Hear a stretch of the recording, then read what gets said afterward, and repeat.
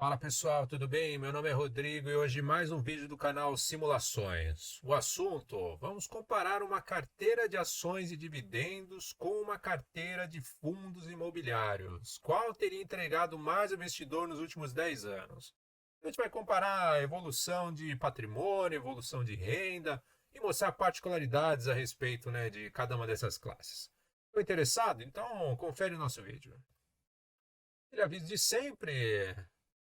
Tudo para fins demonstrativos, todos os dados usados são reais, mas rentabilidade passada não é garantia de rentabilidade futura. Aqui os nossos canais, nas redes sociais. E o que a gente pede em troca é, se você gostar do nosso conteúdo, se inscreve no nosso canal, é isso que nos mantém motivado a continuar o nosso trabalho, tá bom?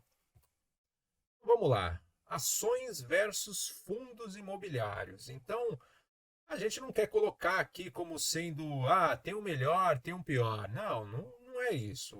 Você tem que entender que você, como investidor, você vai pegar o que é mais conveniente para você e alocar na tua carteira, tá? E é mesmo essa alocação, ela vai depender conforme aí do tua vida, tua fase de carteira, maturidade, né? Então, isso daí é algo muito particular. O que você tem que ter em mente é que você tem que saber as características, né, dessas classes, né? E como que você vai montar a tua carteira? Baseado em quê? Então, você pode pegar fatores, né, como, por exemplo, você quer mais renda, mais crescimento, ter uma maior volatilidade, menor volatilidade, tá? E aí você vai escolher os ativos, as classes de ativos de acordo com isso, tá? Com as suas ambições para a tua carteira, tá? Então é isso que você tem que ter em mente. Não tem um melhor e um pior. Tem o que é mais conveniente para você. Agora, o que que é importante? Você tem que estar ciente do potencial de cada uma dessas classes, tá? O que a gente pode colocar para vocês é o quê? As ações devem crescer mais que fundos imobiliários no longo prazo, tá, pessoal? Não tem jeito. Uma empresa, ela é feita para crescer mais, ela tem características que fazem com que ela vá crescer mais no longo prazo que é um fundo imobiliário. A gente elencou aqui algumas características, né? Então, basicamente, né, fundos imobiliários, eles têm que distribuir 95% do lucro aos cotistas, tá? Então, essa retenção de 5% é basicamente aí para manutenção.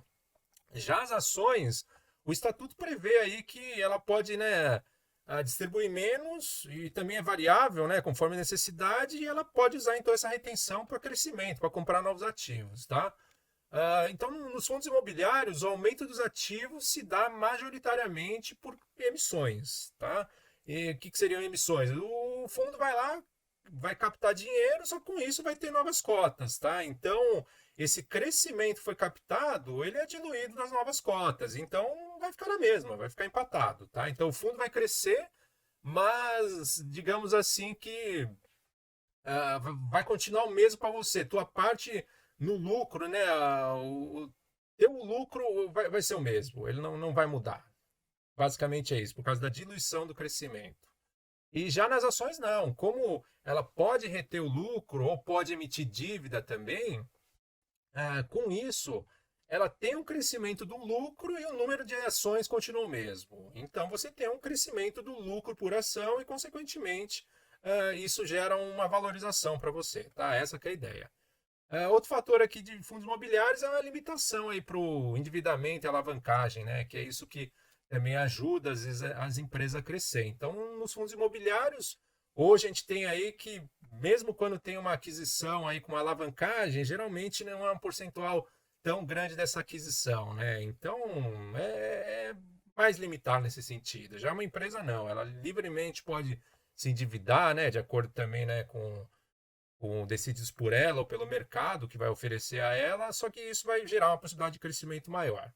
E a gente não pode esquecer daquela duplinha, né? Maior possibilidade de crescimento está associada a um maior risco, tá? Eles sempre andam juntos. Então, né, na empresa, né, maior possibilidade de crescimento, maior risco, no fundos imobiliários, aí um crescimento mais limitado, então um risco menor. Essa que é a ideia, tá, pessoal? E as carteiras aqui que a gente analisou. Então, a nossa ideia foi o quê? Foi pegar bons ativos, tá? Nenhum mico a gente colocou nas nossas carteiras aí, tanto na de ações, nem quanto na de fundos imobiliários, tá? Então, basicamente, na de ações aí, o que a gente colocou? Então, setores aí resilientes, né, perenes e empresas aí que tem a característica, né, de distribuição de dividendos, payout alto, né, o quanto ela distribui do lucro, ou então, né, que tem também uma característica aí histórica de ter um yield de dividendo maior, tá? Então, o que a gente escolheu aqui?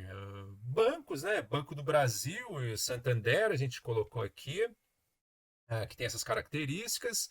E também não dá para escapar muito, né? Quando a gente fala de carteira de dividendos, é o setor de energia elétrica, que 34%, um terço da carteira, né? A gente colocou CEMIG, a ENGIE, e um pouquinho de crescimento também, mas é dividendos, né? E a Taesa. Papel e celulose, a gente colocou a Klabin, é um setor bem resiliente, tá? Apesar de cíclico. Telefonia com a Telefônica, e saneamento a gente colocou aqui a Sanepar, que também é um setor aí bem utilidade pública, né? Necessidade da população, então é um setor bem resiliente. E aqui também a última empresa foi a Metal Leve, né? A Mali, que também é uma empresa bem característica de dividendos. Então, basicamente foi essa carteira aí, 9 empresas. E aqui está a nossa carteira de fundos imobiliários. Apenas que essa classe é relativamente nova aqui no Brasil, né? E foi inclusive isso que acabou limitando que a gente conseguisse um prazo mais longo para fazer a nossa simulação. E também aí acabou limitando a nossa escolha de fundos, tá? Então, antigamente o que mais se tinha aí eram lajes comerciais e também aí mais monoimóvel, né? Pouca diversificação nos fundos e de gestão passiva, tá? Então, basicamente, o que a gente tinha na carteira aqui? Lajes comerciais, que é o que mais tinha naquela época lá, 23%, HGRE 11%, o Real Estate da Credit Suisse, HGPO 11%. Também, o que a gente conseguiu colocar aqui? Shoppings, né? Que tem uma fatia relevante à época, né? O Pátio Genópolis é um monoimóvel, juntamente com a HGBS 11.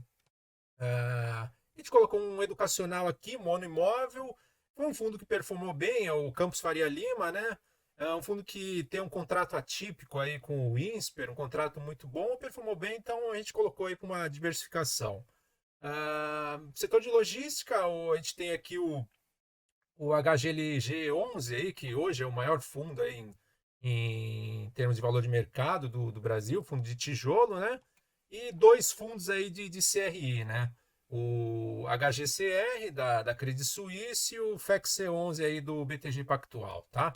E também aqui, né, o Kinea, que é um fundo híbrido aí de lajes e logística, tá? Então, a gente acha que é uma diversificação aí até que boa, né, que a gente conseguiu fazer e bons fundos, né? Nenhum fundo com nenhum grande pepino, digamos assim, tá? Então, acho que a gente conseguiu representar bem os fundos imobiliários com essa carteira.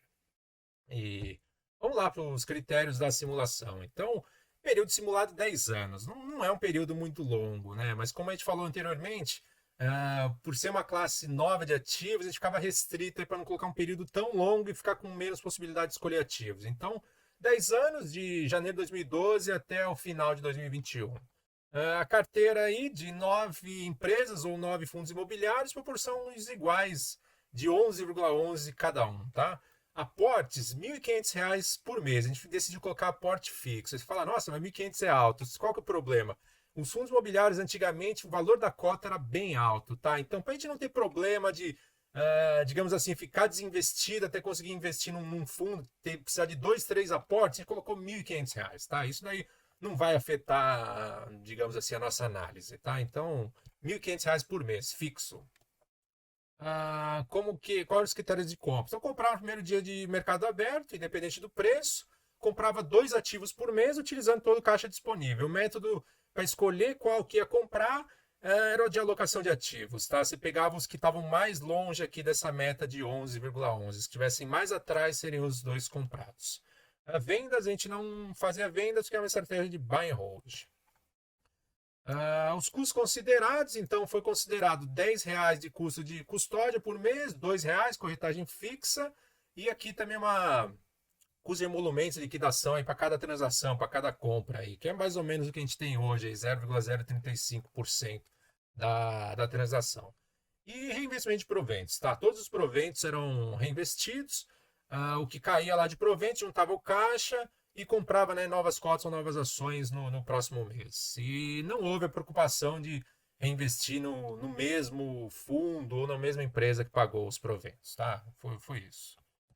E vamos lá para os resultados. Então, o que a gente tem aqui nesse primeiro slide aqui?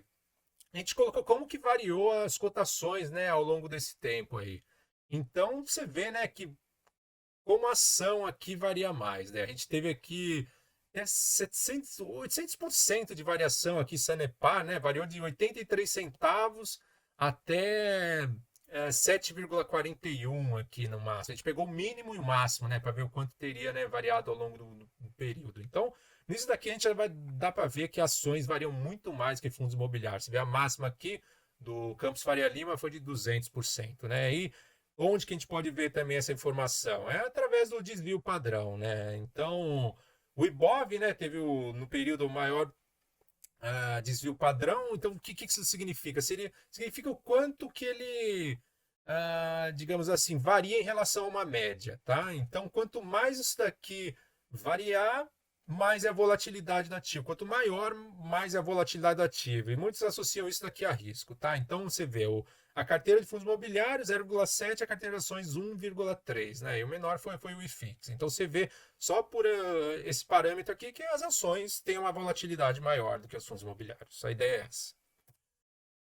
Resultado de patrimônio e rentabilidade. Então, o melhor resultado foi da carteira de ações, com 385 mil reais ao final, e ela foi 25% aí, aproximadamente, melhor do que a carteira de fundos imobiliários.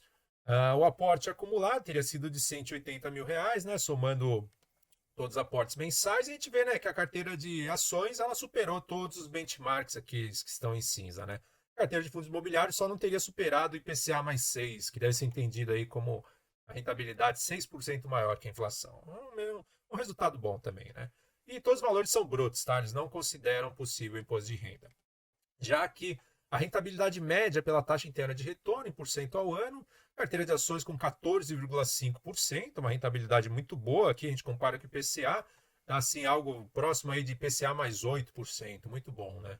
E a carteira de fundos imobiliários 10,4%. Mesmo assim, teve uma rentabilidade real de 4%, né? E se compara com o CDI também, performou melhor que o CDI, né? Que uma renda fixa, né? Então não foi um resultado ruim, mas realmente a carteira de ações foi a que trouxe o melhor resultado. Já que é o gráfico da evolução do patrimônio ao longo do tempo. Vou até colocar um zoom aqui. Então, o que a gente pode destacar aqui nesse slide, né? A gente vê que depois de 2017, aí, que teria sido o quinto ano aqui, né? Que a gente realmente começa a ver, né, as duas carteiras superando os benchmarks, tá? Aqui a gente consegue ver, né, a carteira de ações varia mais, né? A gente consegue ver uma variação maior que a carteira de fundos imobiliários. Agora, um ponto interessante, né? Mesmo para as duas classes, a gente colocou aqui um zoom, né, nos primeiros 5 anos, de janeiro de 2017 a dezembro de 2016, e a gente vê aqui que a carteira, as duas carteiras, elas realmente só tiveram a melhor e conseguiram, né, superar aqui a gente deixou só o IPCA e o CDI, foi no meio do quarto ano, né? Então, isso aqui é meio que uma lição para a gente, né? Você tem que. Renda variável é longo prazo, né? Porque, olha aqui, imagina, investidor desde 2013 que estaria perdendo até da inflação, praticamente, né? Você vê aqui a carteira de fundos imobiliários em vermelho, em azul a carteira de ações. Então, se você começa a pensar em custo de oportunidade, disso, aquilo, você vai vender no fundo, tá? E você vai perder o melhor, que seria o quê? A gente volta aqui para outro slide, que aqui mais para frente você vê que a carteira de ações superou todos os benchmarks e também a de fundos imobiliários. Aqui você vê que ela andou um pouquinho mais de lado, né? Com queda de Selic e tudo mais, acaba afetando, né, fundos imobiliários. Mas mesmo assim teve um desempenho bom. Então não tem jeito, né, pessoal? Tem que esperar. A renda variável é para longo prazo. E vamos aqui para esse outro slide. Aqui a gente fez uma comparação, né, dos drawdowns, né, do quanto a carteira derrete, né? Então, em vermelho seria a carteira de ações e em azul a carteira de fundos imobiliários. Então a gente vê, né, que o maior derretida que teve da carteira foi justamente aqui na crise aí do coronavírus, né? Então, em todos aqui que a gente colocou, né? Geralmente, quando tem esses dois drawdowns, né, das duas carteiras no mesmo período, é porque está associado a algo sistêmico, né? E a gente pode ver em todos eles a carteira de ações acabou caindo mais, né? Então a gente vê que o fundo imobiliário ele cai menos, a volatilidade é menor também por esse fator aqui, a gente consegue ver que é menor, tá? Até aqui a gente elencou os 5 maiores drawdowns, né, da carteira de ação e da carteira de fundos imobiliários, e a gente vê que da carteira de ações aqui as quedas foram maiores que as dos fundos imobiliários, tá? A ideia é mais ou menos essa desse slide. Agora, proventos. Como que se deu aí o recebimento de proventos pelo investidor? Então, proventos totais ao final da simulação, a carteira de fundos imobiliários aí gerou praticamente 97 mil reais durante os 10 anos, mais 10% em relação à carteira de ações. Essa é a grande vocação de fundos imobiliários, né? Geração de renda. Agora, um ponto assim importante, né, que o investidor deve ter em mente. No último ano da simulação, a carteira que teria gerado maior renda, né, e proventos aí para o investidor, teria sido a carteira de ações. É aquele papo que a gente estava falando, né? No longo prazo, a tendência é que as ações vão entregar mais ao investidor, e mesmo em renda, mesmo com a vocação do fundo imobiliário sendo renda, mas uma carteira de ações, geralmente, se tudo ocorrer nos conformes, no longo prazo, ela vai superar mesmo uma de fundo imobiliário em renda, tá? Essa que é a ideia. Então, no último ano, teria gerado aí uma média de R$ 1.800 por mês para a carteira de ações, e a carteira de fundos imobiliários R$ 1.670 por mês. E aqui a gente colocou a evolução da renda, como foi, né, ao longo da simulação. Então, o que a gente pode notar aqui, em verdinho, né, a carteira de fundos imobiliários, você vê que a renda varia menos também, né? A volatilidade é menor. Mesmo num período de crise aqui, 2019, 2020, diminuiu um pouco, mas foi bem menos que das ações, né? Então, essa é a característica de fundo imobiliário, uma volatilidade menor. E a gente, né, pegou justamente os aportes fixos para ver quando que a gente teria a renda se igualando ao aporte. Foi justamente no último ano que a gente teve, né, igualando ou superando no 10º ano, tá? Que foi carteira de ações 120% aí do aporte, e a carteira de FIIs 111%. E você vê, né, a carteira de ações, ela varia mais, mesmo na renda, né? Ah, às vezes você tem empresas, né, que vão distribuir um pouquinho mais no ano, um pouco menos, né? Já o fundo imobiliário, como ele precisa distribuir 95%, né, de todas as receitas, então costuma ser algo mais resiliente, só vai ser afetado mesmo em termos de vacância, alguma coisa assim. Se você tem, né, fundos aí mais diversificados, então muito possivelmente a tua renda, né, com os fundos imobiliários vai variar muito menos. Já aqui a gente pegou e quis mostrar para vocês aqui como uma das diferenças, né, entre a carteira de ações e a carteira de fundos imobiliários, que é como se deu a distribuição mensal, né, no último ano. Então você vê, né, que a carteira de ações, a distribuição é bem irregular, né? Você tem, por exemplo, um mês aqui em maio de 2021, você tem uma distribuição de R$ 5 mil, em fevereiro você teve aqui R$ 150, em abril 136. Então a gente vê que, né, que a distribuição numa carteira de ações é bem mais irregular do que numa distribuição num fundo imobiliário, né? Fundo imobiliário você só costuma ter mais diferença mesmo, geralmente aí em janeiro, né, e em julho, né? Porque o fundo imobiliário ele precisa distribuir os 95% em 6 meses, né? Então, quando tem alguma diferença qualquer, a gente vai ver essa diferença em janeiro ou julho. Então a gente vê como a renda mensal com os fundos imobiliários é bem mais uniforme, tá?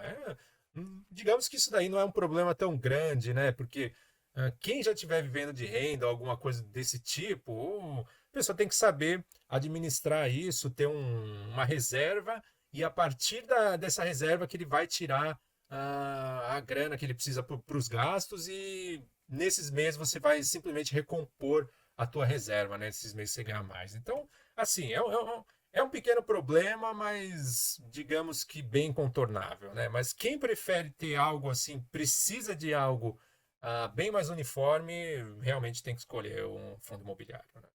Ter uma porção relevante na carteira de fundo imobiliário. É isso aí. E aí vamos para as considerações finais. Então, o que a gente pode falar? O prazo aí da simulação é curto, né? 10 anos a gente ainda não dá para ver o potencial das classes, né? Seria o ideal que a gente tivesse pelo menos aí uns 15, 20 anos, tá? E mais o fato da indústria ser bem recente faz com que a gente fique limitado nesse ponto, tá? Os fundos imobiliários, de maneira geral, possuem menor volatilidade, como a gente viu, tanto em patrimônio quanto em renda, tá? Então, quem procura ter um pouquinho mais aí de previsibilidade de renda, né? Enfim, nesse fator, então é interessante ter uma alocação aí maior em fundos imobiliários na carteira, tá? E crescimento maior de patrimônio e renda deve acontecer em ações se a gente pegar aí um prazo maior, tá? Essa que é a ideia. Espero aí que tenha passado essa ideia geral a vocês nesse vídeo. E gostou do vídeo? Então deixa seu like, se inscreve no canal e é isso que incentiva a gente a continuar nosso trabalho, tá bom? Agradeço a todos e até uma próxima. Obrigado.